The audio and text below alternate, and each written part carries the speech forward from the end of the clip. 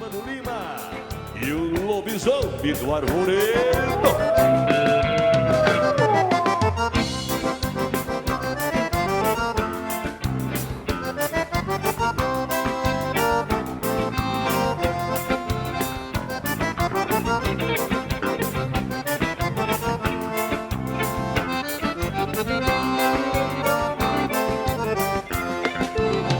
Lobisomem do Arvoredo, todo mundo tinha medo.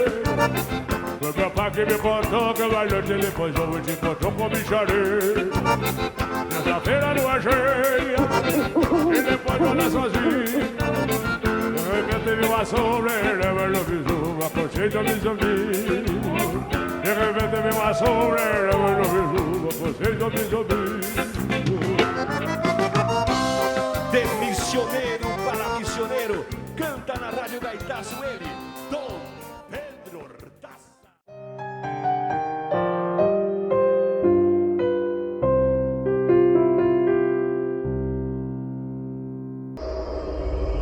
Sua visita foi valiosa.